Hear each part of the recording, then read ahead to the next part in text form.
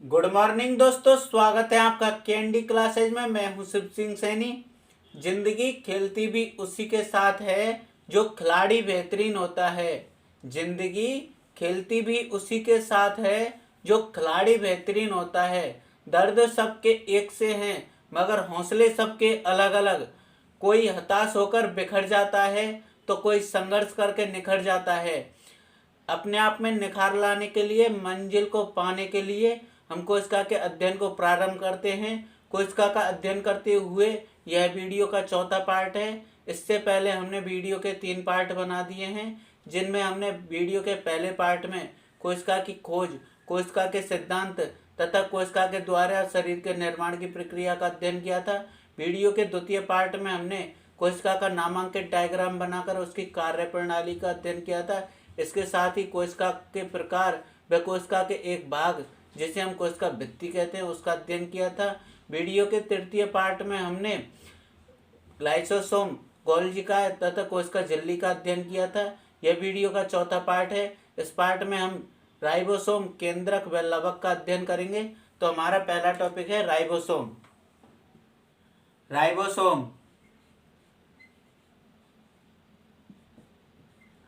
Ribosome ribosome को पैलाडे कण भी कहते हैं।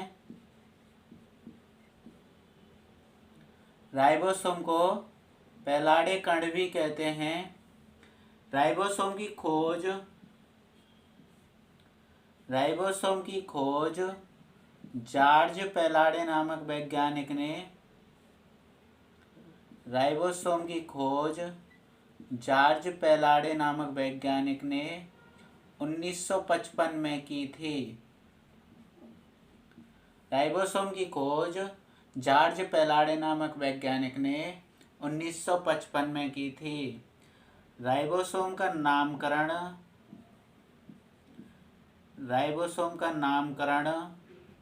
रिचर्ड वी रॉबर्ट्स नामक वैज्ञानिक ने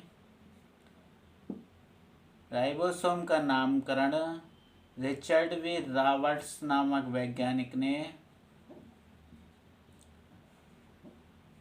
राइबोसोम का नामकरण रिचर्ड वी रॉबर्ट्स नामक वैज्ञानिक ने 1958 में किया था। राइबोसोम का नामकरण रिचर्ड वी रॉबर्ट्स नामक वैज्ञानिक ने 1958 में किया था। राइबोसोम कोशिका का सबसे छोटा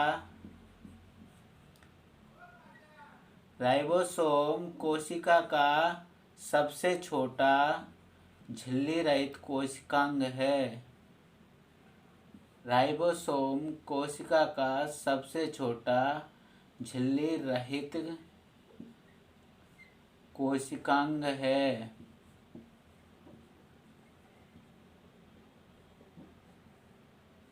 राइबोसोम कोशिका का सबसे छोटा झिल्ली रहित कोशिकांग है। राइबोसोम की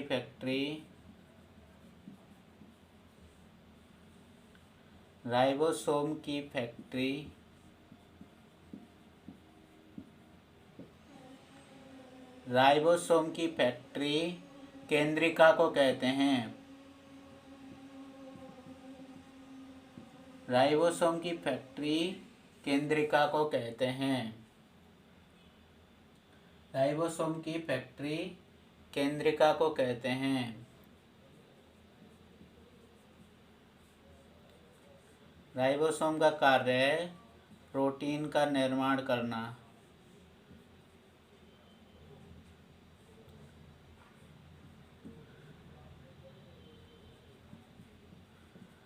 राइबोसोम का कार्य है प्रोटीन का निर्माण करना। राइबोसोम को पैलाडे कण भी कहते हैं। राइबोसोम की खोज जॉर्ज पैलाडे नामक वैज्ञानिक ने 1955 में की थी। राइबोसोम का नामकरण रिचर्ड वी रॉबर्ट्स नामक वैज्ञानिक ने 1958 में किया था। राइबोसोम कोशिका का सबसे छोटा झिल्ली रहित कोशिकांग है। राइबोसोम की फैक्ट्री केंद्रिका को कहते हैं। राइबोसोम का कार्य है प्रोटीन का निर्माण करना।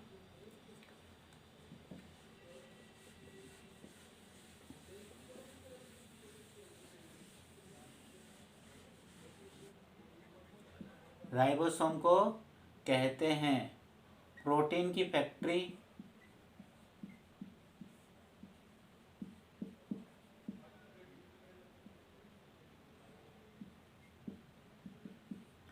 राइबोसोम को कहते हैं प्रोटीन की फैक्ट्री या प्रोटीन का कारखाना।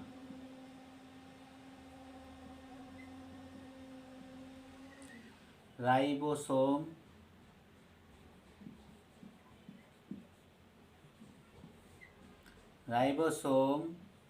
आरएनए तथा प्रोटीन से मिलकर बना होता है।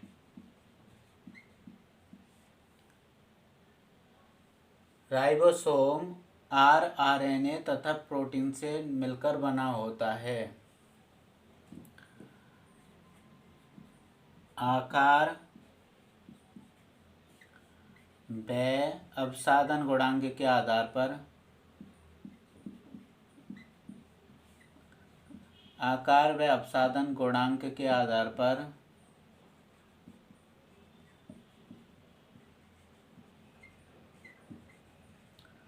आकार व अपसादन गुणांक के आधार पर राइबोसोम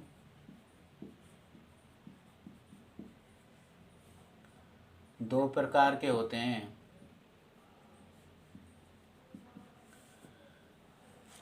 राइबोसोम को प्रोटीन की फैक्ट्री या प्रोटीन का कारखाना कहते हैं।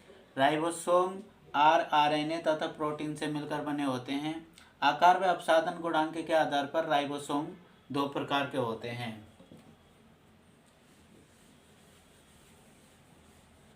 राइबोसोम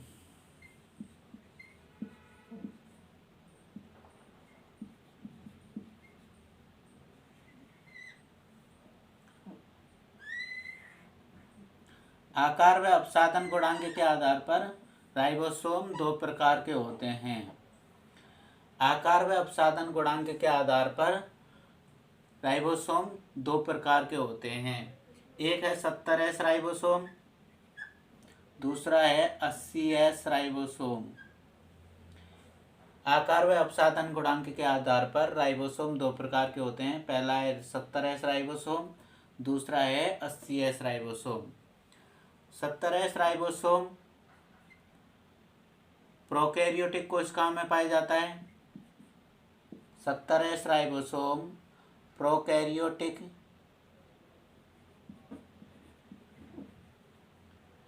कोशिकाओं में पाया जाता है, जबकि 80S राइबोसोम यूकैरियोटिक कोशिकाओं में पाया जाता है। 80S राइबोसोम यूकैरियोटिक कोशिकाओं में पाया जाता है। 70S राइबोसोम लवक में भी पाया जाता है और 70S राइबोसोम माइटोकॉन्ड्रिया में भी पाया जाता है। 70S राइबोसोम प्रोकैरियोटिक कोशिका लवक तथा माइटोकॉन्ड्रिया में पाया जाता है।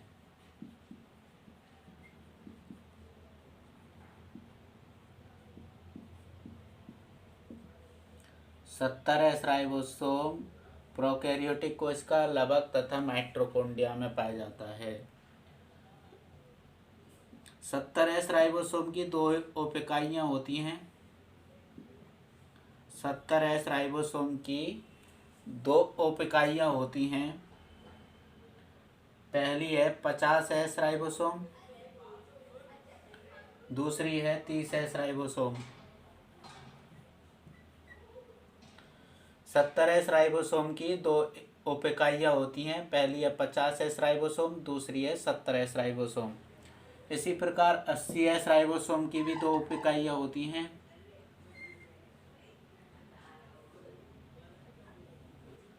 पहली है 60S राइबोसोम और दूसरी है 40S राइबोसोम। ये दोनों उप-इकाइयाँ mg बंध के द्वारा आपस में जुड़ी रहती हैं।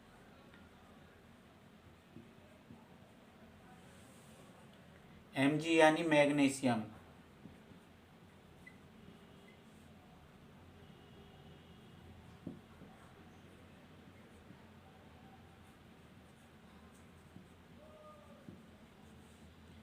Mg को मैग्नीशियम बंध के, ये दोनों उप इकाइयाँ मैग्नीशियम बंध के द्वारा आपस में जुड़ी रहती हैं।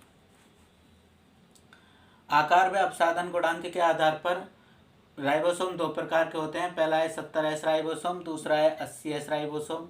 70S राइबोसोम प्रोकैरियोटिक कोशिकाओं में पाया जाता है, लाभकों में पाया जाता है तथा माइटोकॉन्ड्रिया में पाया जाता है। 80S राइबोसोम यूकैरियोटिक कोशिकाओं में पाया जाता है। 70S राइबोसोम की दो उप इकाइयाँ होती हैं। पहली है 50S राइबोसोम, दूसरी है 30S राइबोसोम। ये दोनों उप इकाइयाँ मैग्नीशियम बंध के द्वारा आपस में जुड़ी हुई रहती हैं। इसी प्रकार 80S राइबोसोम की भी दो उप इकाइयाँ होती हैं। पहली है 60S राइबोसोम और दूसरी है 40S राइबोसोम। ये उप इकाइयाँ आपस में मैग्नीशियम बंध के द्वारा जुड़ी हुई रहती हैं। मैग्नीशियम बंध के द्वारा जुड़ी हुई रहती हैं। S यहाँ पर अपसाधन गुणांक है।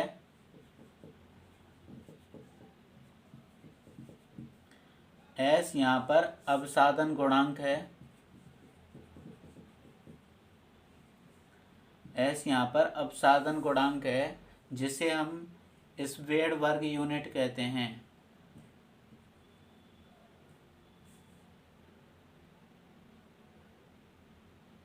जिसे हम स्वेड वर्ग यूनिट कहते हैं।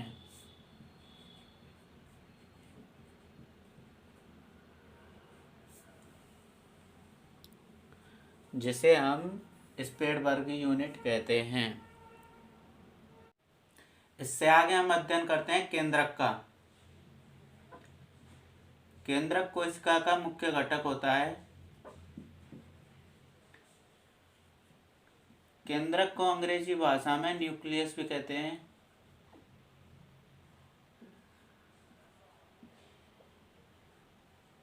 केंद्रक को अंग्रेजी भाषा में न्यूक्लियस भी कहते हैं। केंद्रक को अंग्रेजी भाषा में न्यूक्लियस भी कहते हैं। केंद्रक कोशिका का मुख्य घटक होता है। केंद्रक कोशिका का मुख्य घटक होता है।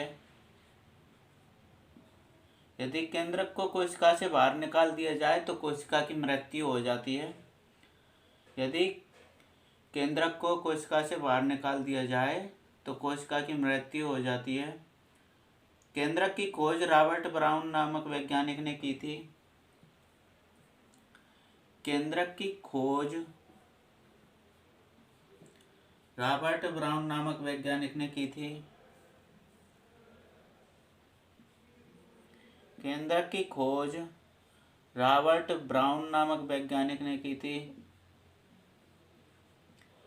केंद्रक की खोज रॉबर्ट ब्राउन नामक वैज्ञानिक ने की थी। रॉबर्ट ब्राउन नामक वैज्ञानिक ने केंद्रक की खोज 1831 ईस्वी में की थी। रॉबर्ट ब्राउन नामक वैज्ञानिक ने केंद्रक की खोज 1831 ईस्वी में की थी। केंद्रक का अध्ययन कैरियोलॉजी कहलाता है। केंद्रक का अध्ययन कैरियोलॉजी कहलाता है।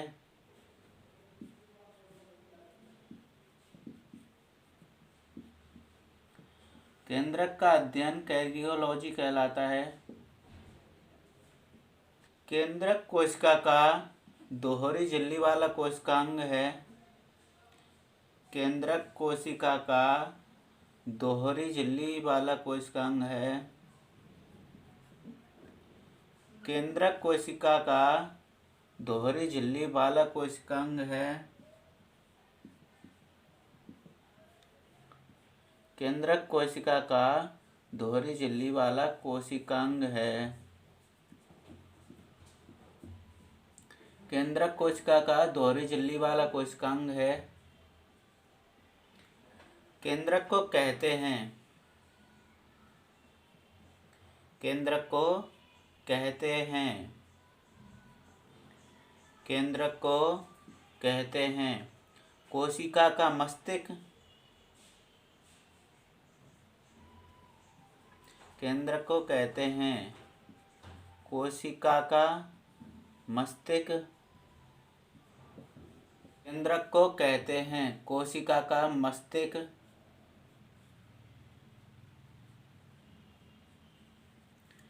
केंद्रक को कहते हैं कोशिका का मस्तिष्क, कोशिका का नियंत्रक। केंद्रक को कहते हैं कोशिका का मस्तिष्क, कोशिका का नियंत्रक। केंद्रक को कहते हैं कोशिका का मस्तिष्क, कोशिका का नियंत्रक। केंद्रक को कहते हैं कोशिका का मस्तिष्क, कोशिका का नियंत्रक। केंद्रक को अंग्रेजी भाषा में न्यूक्लियस भी कहते हैं। केंद्रक कोशिका का मुख्य घटक होता है। यदि केंद्रक को कोशिका से बाहर निकाल दिया जाए तो कोशिका की मृत्यु हो जाती है। केंद्रक की खोज रॉबर्ट ब्राउन नामक वैज्ञानिक ने 1831 ईस्वी में की थी। केंद्रक का अध्ययन कैरियोलॉजी कहलाता है। केंद्रक दोहरी झिल्ली वाला कोशिकांग होता है। केंद्रक को कोशिका का मस्तिष्क तथा कोशिका का नियंत्रक भी कहते हैं। इसके बाद में हम अध्ययन करते हैं लवक का। लवक को अंग्रेजी भाषा में प्लास्टिड भी कहते हैं। लवक को अंग्रेजी भाषा में प्लास्टिड भी कहते हैं।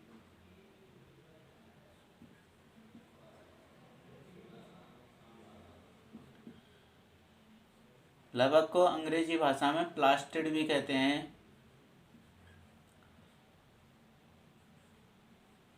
लवक को अंग्रेजी भाषा में प्लास्टिड भी कहते हैं। लवक की खोज हैकल नामक वैज्ञानिक ने की थी।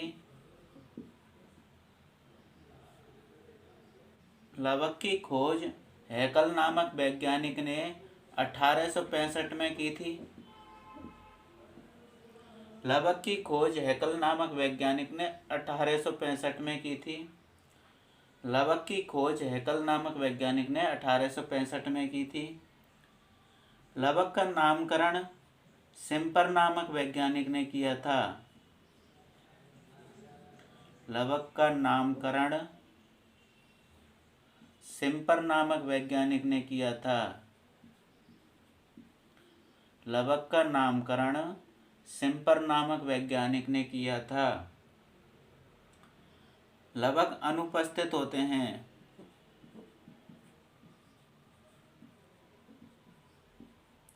लवक अनुपस्थित होते हैं जंतु कोशिकाओं में।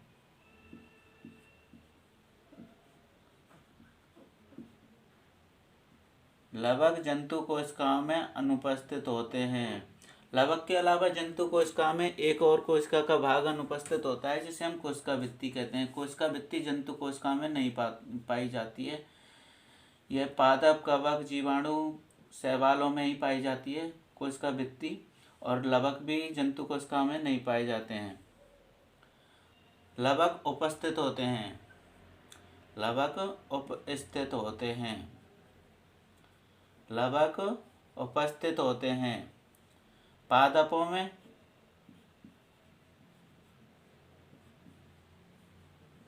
लवक उपस्थित होते हैं पादपों में तथा युगलीना में।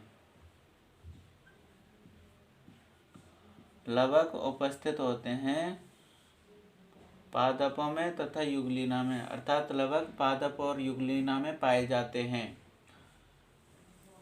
अर्थात लवक पादपों तथा युगलीना में पाए जाते हैं। अर्थात लवक पादपों तथा युगलीना में पाए जाते हैं। लवक कोशिका का सबसे बड़ा कोशिकांग होता है। लवक कोशिका का सबसे बड़ा कोशिकांग होता है। लवक कोशिका का सबसे बड़ा कोशिकांग होता है।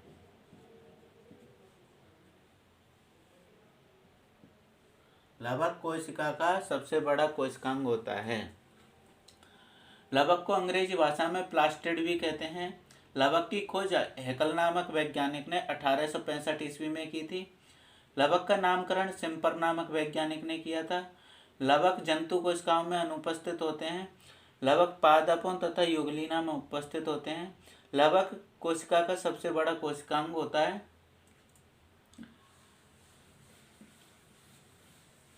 लवक 3 प्रकार के होते हैं। लवक तीन प्रकार के होते हैं। लवक तीन प्रकार के होते हैं। पहला है हरित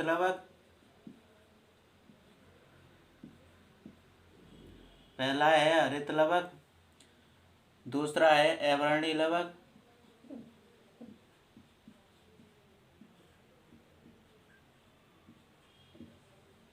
पहला है हरित लवक, दूसरा है अवर्णी लवक, तीसरा है वर्णी लवक। लवक तीन प्रकार के होते हैं।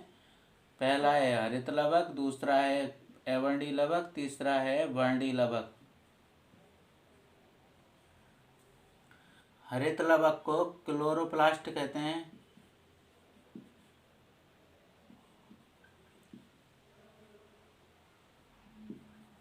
हरित लवक को क्लोरोप्लास्ट कहते हैं। हरित लवक को क्लोरोप्लास्ट कहते हैं। अवर्णी लवक को ल्यूकोप्लास्ट कहते हैं।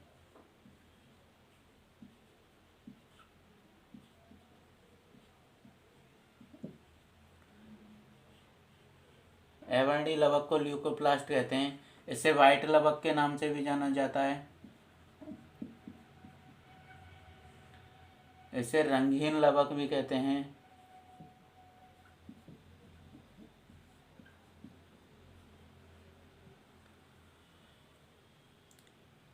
वर्णी लवक को क्रोमोप्लास्ट कहते हैं। वर्णी लवक को क्रोमोप्लास्ट कहते हैं। वर्णी लवक को क्रोमोप्लास्ट कहते हैं। इसे रंगीन लवक भी कहते हैं, कलरफुल।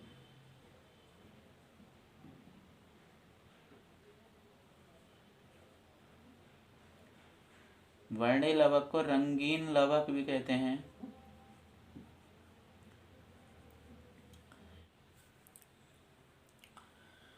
लवक तीन प्रकार के होते हैं। पहला है हरित लवक, जिसे हम क्लोरोप्लास्ट कहते हैं।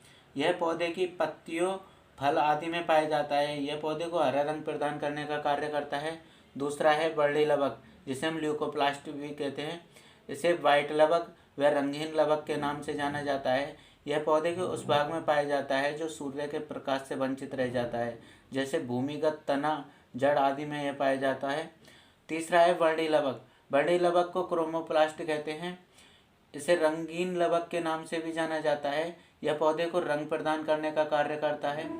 दोस्तों, आज के लिए बस इतना ही। आने वाले अगले वीडियो में हम कोशिका के अन्य भाग जैसे माइटोकॉन्ड्रिया, तारका, रिक्तिका, अंतःपृष्ठ जालिका आदि का अध्ययन करेंगे। दोस्तों, आपको हमारा वीडियो पसंद आया हो तो इसे लाइक करें, अपने दोस्तों के साथ शेयर करें, हमारे चैनल को सब्सक्राइब करें। हमारे आने वाले अगले वीडियो के नोटिफिकेशन को प्राप्त करने के लिए बेल आइकन दबाएं। धन्यवाद।